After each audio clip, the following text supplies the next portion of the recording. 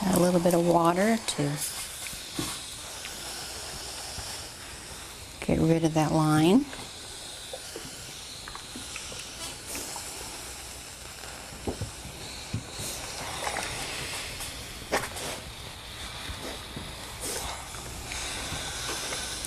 Now normally when I do iron the sheets and pillowcases, I normally don't fold them and put them back in the closet. I usually just put them on the bed.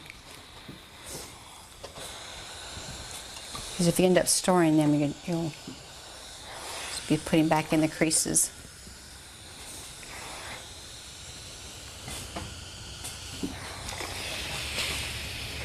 So we're just going to fold it in half.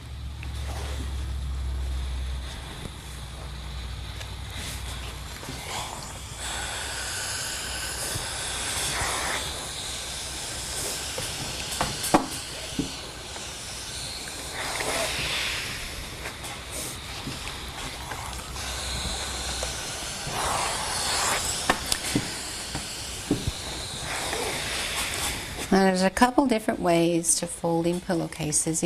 Everybody has their own way, but I can show you a couple.